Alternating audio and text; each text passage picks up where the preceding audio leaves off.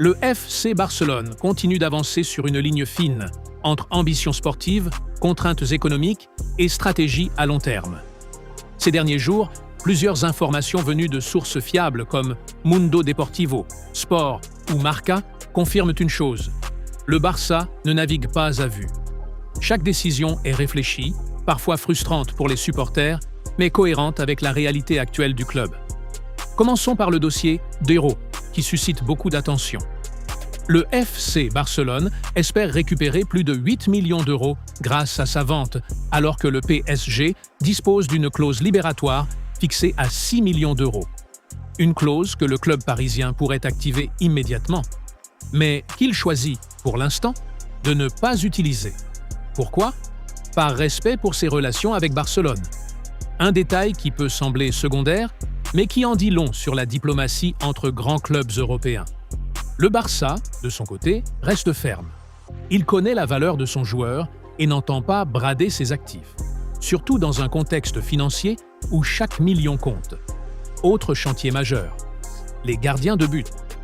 La situation est complexe, presque encombrée.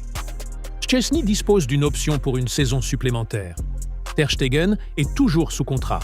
Et plusieurs gardiens comme Iñaki Peña, Jakobishvili ou Astralaga reviennent de près. Trop de monde, pas assez de place. Dans ce contexte, une décision stratégique a été prise. Le Barça mise clairement sur Joan Garcia pour l'avenir. Un choix fort, tourné vers la jeunesse et la continuité du projet sportif. Iñaki Peña semble aujourd'hui le plus susceptible de rester, malgré plusieurs offres reçues. En revanche, le club n'envisage aucun recrutement à ce poste, conscient que la priorité est désormais de dégraisser. Un exode massif est attendu et selon plusieurs sources, Ter Stegen pourrait être l'un des premiers concernés. Une hypothèse encore délicate, tant le gardien allemand reste une figure forte du vestiaire, mais plus rien n'est totalement intouchable dans le Barça version 2026. Sur le plan du recrutement, une information intéressante nous vient d'Amérique du Sud. Le FC Barcelone est tout proche de finaliser l'arrivée de Patricio Pacifico, arrière-gauche uruguayen de 19 ans. Les négociations sont bien avancées. Il ne resterait que quelques détails administratifs à régler. Un profil jeune, prometteur, parfaitement aligné avec la politique actuelle du club. Anticiper l'avenir plutôt que surpayer le présent. Côté infirmerie, Ferran Torres continue de faire parler de lui. L'attaquant s'est entraîné seul aujourd'hui et manquera le match contre Oviedo. Mais tout n'est pas perdu. Il pourrait faire son retour soit contre Copenhague, soit contre Elche. Et ce n'est pas un détail, car Ferran est actuellement le meilleur buteur du Barça cette saison avec 15 réalisations. Sa présence mercredi est encore incertaine, mais l'espoir demeure. Le joueur pousse, force, travaille seul, parce qu'il sait l'importance de ce rendez-vous. Mercredi, le Barça joue gros. Une victoire contre Copenhague est impérative pour accrocher le top 8 et éviter les barrages de février. Dans un calendrier déjà surchargé, ce match peut conditionner toute la seconde partie de saison. Et Ferran Torres le sait mieux que personne. Sur le plan du mercato, un nom prestigieux continue de circuler: Bernardo Silva. Le Portugais a déjà fait passer le message à Barcelone par l'intermédiaire de son agent Jorge Mendes. Le Barça est le club qui l'attire le plus.